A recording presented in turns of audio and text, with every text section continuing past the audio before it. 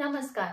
तर आपण weight loss साठी ना खूप जास्त काय फॉलो करत असतो, पण कोणी तुम्हाला हे नाही सांगणार की मांडीवरची चरबी कशी कमी करायची. आणि अशा एक छोट्या छोट्या टिप्स जर तुम्ही फॉलो केल्या तर तुमच्या मांडीवरची चरबी नक्कीच लवकर कमी येईल. तर त्या टिप्स काय आहेत ते मी तुम्हाला आजच्या व्हिडिओमध्ये सांगणार आहे. व्हिडिओ हा शेवटपर्यंत नक्की बघा जर तुम्हाला तुमच्या मांडीवरची चरबी कमी करायची असेल तर. चला तर मग हा आजचा व्हिडिओ आपण लगेच चालू करूया.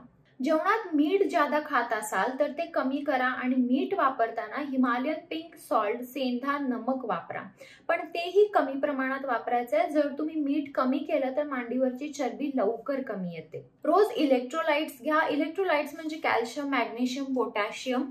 म्हणजे तुम्हाला रोज केळी, दही, पालेभाज्या यामध्ये इलेक्ट्रोलाइट ज्यादा असतात, त्यामुळे तुम्हाला रोज हे सगळं तुमच्या जेवणामध्ये ऍड करायचं आहे.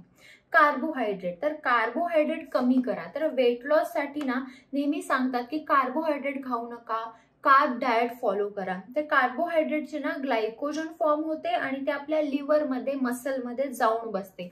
त्यामुळे जर तुम्हाला मांडीवरची चरबी लवकर कमी करायची असेल किंवा वेट लॉस कमी करायचा असेल, वेट लॉस करायचा असेल तर तुम्ही कार्बोहायड्रेट तुमच्या जेवणात ज्यादा खाऊ नका.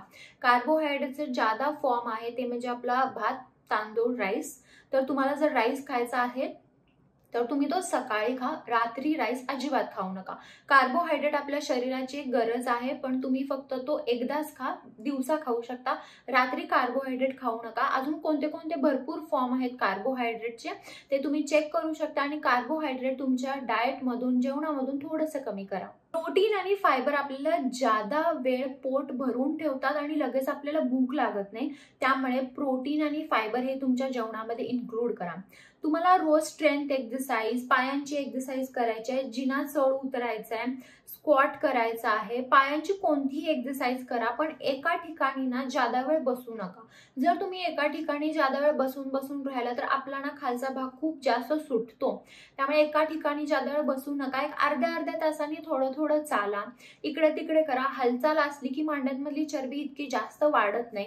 रोज वॉकिंग तर तुम्ही केलंच पाहिजे. जसं जसं तुम्ही एक्सरसाइज कराल आणि ह्या सगळ्या टिप्स फॉलो कराल तसं तसं तुमची चरबी जी असेल ती कमी येईल. तर हा होता आजचा माझा व्हिडिओ, पायांवरची चरबी कशी कमी करायची त्याच्याबद्दल. जर तुम्हाला काही शंका असतील तर तुम्ही मला कमेंट बॉक्समध्ये विचारू शकता. आणि हा व्हिडिओ जर आवडला असेल व्हिडिओ लाईक करा, शेअर करा आणि चॅनल सबस्क्राईब करायला विसरू नका. चला तर मग आपण लवकरच भेटूया एका नवीन व्हिडिओमध्ये. तोपर्यंत काळजी घ्या. बाय.